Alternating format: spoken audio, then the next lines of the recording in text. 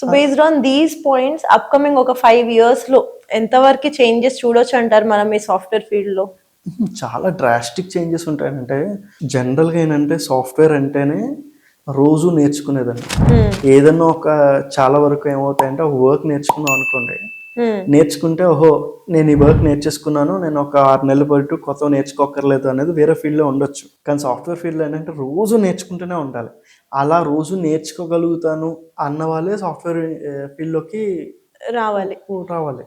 లేదు నేను ఒకసారి నేర్చేసుకున్నాను, ఈరోజు ఒక జావా ఏదో నేర్చుకున్నాను, పైథాన్ నేర్చుకున్నాను అనేసి నాకు రెజ్యూమ్ ఇచ్చేస్తానంటే అలా కుదరదు.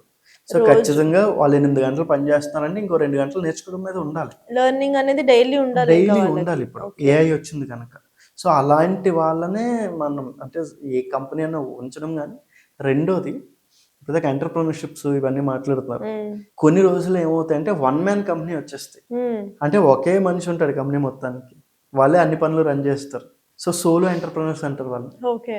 సో వాళ్ళ పర్సంటేజ్ పెరుగుతుంది. ఒకే మనిషి 100 కోట్ల బిజినెస్ చేస్తాడు. ఎలా సార్ అసలు అలా ఎలా దట్ పాసిబుల్ ఈస్ ఉంటది? ఏ ఏజెంట్స్ అనేవి అంతే. ఎందుకంటే ఏ ఏజెంట్స్ ఇప్పుడు రన్ అయ్యేదంతా ఏజెంట్స్. ఎగ్జాంపుల్ ఏంటి అంటే, మనం ఇక్కడ నుంచి వైజాగ్ వెళ్దాం అనుకున్నాం. సో వైజాగ్ వెళ్ళాలి, నాకు ఒక హోటల్ రూమ్ అక్కడ బుక్ చేయాలి, లేదంటే ఇలాంటివన్నీ నేను పెట్టుకున్నాను. హోటల్ రూమ్ బుక్ చేసేటప్పుడు నాకు సీ వ్యూ ఉండాలి, ఇలాంటివన్నీ నా ఇది.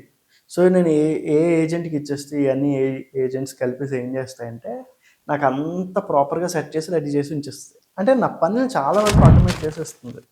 సో మనిషి బదులు ఏజెంట్ అంటాం దాన్ని. ఏజెంట్ అంటే జనరల్లీ మనం మాట్లాడతాం కదా, అలా ఏంటంటే మనం బిల్డ్ చేసేసుకొని ఒకసారి పెట్టేస్తే 10 మంది చేసే పనులంతా కూడా చేసేస్తుంది. నేను జస్ట్ దాన్ని రన్ చేసుకోవడం అంతే. సో అదే ఏజెంట్స్ నేను ఇప్పుడు ఒకసారి నేను ఏజెంట్ బిల్డ్ చేశానంటే అదే ఏజెంట్ని నేను అన్ని కంపెనీస్కి అమ్మొచ్చు. ఓకే.